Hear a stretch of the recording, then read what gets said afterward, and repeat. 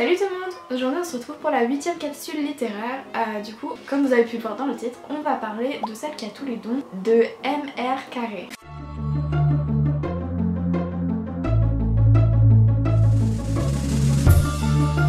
J'aurais plus tendance à placer ce livre dans le genre dystopie, un peu avec les zombies et le côté post-apocalyptique. Concernant l'histoire, on est donc en Angleterre où pratiquement toute la population a été zombifiée à cause d'une contamination biologique. Évidemment, il y a quelques rescapés de cette contamination et ces derniers vont s'attacher à examiner un peu les enfants, mais des enfants un peu particuliers parce que ces derniers sont à la limite de la zombification. On les appelle des affamés et grosso modo ils parlent, ils mangent, ils interagissent un peu comme des humains, mais en même temps on sait qu'ils ne sont pas humains de par certains comportements qu'ils ont. Donc dans un premier temps on va découvrir un peu tous les personnages de l'histoire, notamment Mélanie du coup qui est l'héroïne de l'histoire. C'est une petite fille affame qui a été enfermée dans un camp où on étudie ces enfants là, qui arrive à échapper à l'attaque de ce camp, parce que ce camp a été attaqué, et elle arrive à en échapper avec sa professeure parce que les affamés ont des cours. Sa maîtresse donc qui s'appelle Mademoiselle Justino et avec qui elle s'entend très bien, ils ont une relation très fusionnelle toutes les deux. Sachant que Mademoiselle Justino se sent proche des affamés parce que pour elle, elle les considère vraiment comme des enfants et elle voit pas trop le côté zombie. Réchappe également de cette attaque du camp le sergent Parks, c'est donc un militaire qui gardait la zone et qui miraculeusement a échappé un peu à cette attaque et a survécu. Et lui on va dire ne s'entend pas très bien avec Mélanie, en fait il y a une certaine distance parce que lui justement voit trop le côté zombie. Et enfin dans cette petite bande on a le bleu,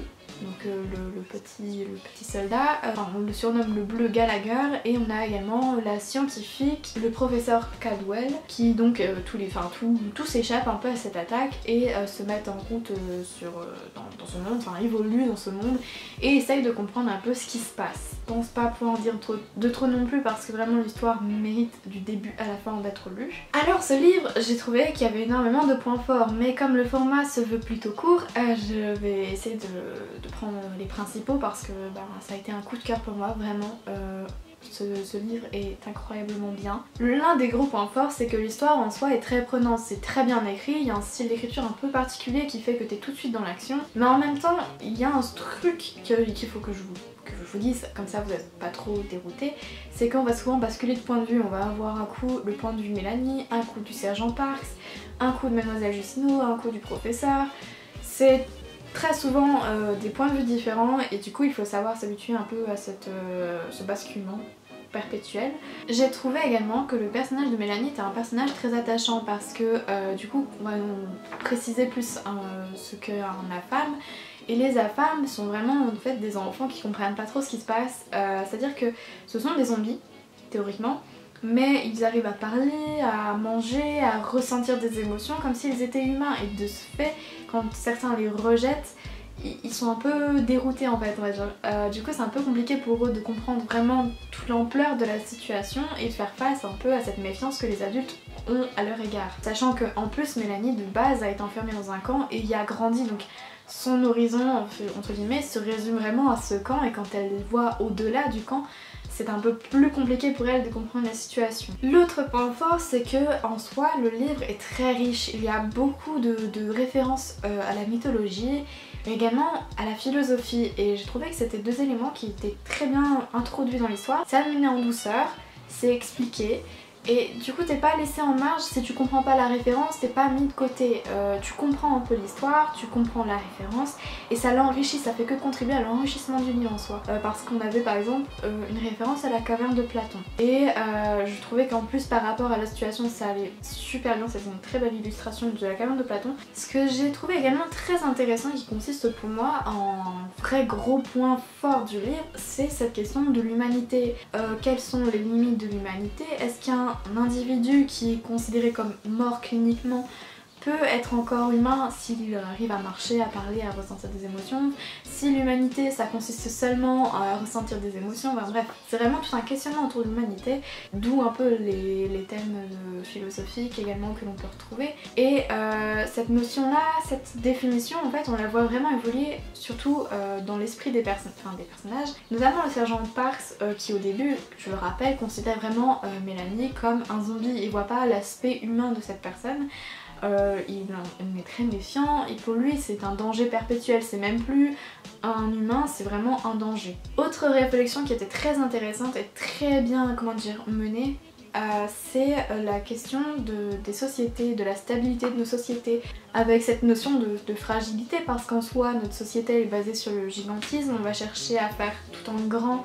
On va développer des buildings, on va construire des buildings, pardon, et on va voir vraiment, oui, tout en grand, on va produire en masse, mais en soi, du jour au lendemain, nos sociétés peuvent basculer, et je pense qu'on a pu le voir notamment avec le confinement et le coronavirus, c'est vraiment des sociétés très fragiles quand un événement pas calculé dans le cours des choses survient. Et en ce sens, je pense qu'on peut dire que c'est pas seulement, enfin que ce livre n'est pas seulement une fiction sur les zombies, c'est vraiment aussi une question de réflexion sur nos sociétés actuelles, mais qui est menée en parallèle, un peu de manière secrète. Et donc c'est un peu à nous de nous faire une réflexion au fur et à mesure de notre lecture. Enfin, le gros point fort de cette série, de ce roman, pardon, c'est sa fin. Alors je ne dirais pas la fin, parce que vraiment c'est une fin magistrale, c'est tout. Je pense que de tous les romans que j'ai lus, c'est vraiment la fin qui m'a le plus marquée, qui m'a le plus juste choquée. J'ai rien vu venir, et j'étais là en mode ah ok, et j'ai fermé mon livre et j'étais là en mode bon, eh ben ouais. C'est vraiment une fin qui te laisse sur le cul en fait, clairement. Tu sais pas quoi dire, tu sais pas quoi penser, t'es juste là avec la fin en train de réfléchir en mode ah ouais, ok. Il y a même pas de mots en fait pour le décrire, c'était vraiment une fin très bien menée et comme je le disais, j'ai rien vu venir, c'est imprévisible. Voilà. Donc rien que pour ça, ça mérite d'être lu parce que cette fin est incroyable. Il y a juste un petit bémol, et pareil, je voulais vous le préciser, il y a le sergent Parks, c'est un personnage en soi qui au fur et à mesure est attachant, hein, mais comment dire que Mademoiselle Justino, il voit pas trop l'aspect femme, il voit vraiment que le cul, hein, c'est un peu déroutant et un peu chiant en fait, parce que quand elle pisse, il va la regarder pisser. Quand elle se baisse, il va regarder son cul, et en soi on va voir les descriptions et j'avais pas envie de lire ça. Je veux bien qu'on insiste sur le côté un peu bourru du sergent Parks, mais est-ce que t'es obligé d'en parler pendant je sais combien de pages que waouh elle a un très beau cul? Je pense pas. Je pense que dès la première fois où sergent Parks mention du cul ou de la poitrine de Mademoiselle Justino, je pense qu'on a compris le message. C'est un personnage un peu bourru, qui est un peu pervers sur les bords, mais t'avais pas besoin de l'étaler pendant plusieurs pages comme ça. Mais après en soi, c'est pas tout le livre non plus, c'est juste les chapitres du sergent Parks, qui sont pas si nombreux que ça, j'ai souvenir. Bref, je tenais quand même à vous le préciser parce que ça m'a un peu déroutée sur le moment. Du coup, je vais m'arrêter là pour cette vidéo. J'espère que ça vous aura plu. N'hésitez pas à me dire en commentaire, voilà. Et puis moi je vous dis à très bientôt pour une prochaine vidéo, voire même à demain si vous suivez la série. Je vous fais de gros bisous, salut!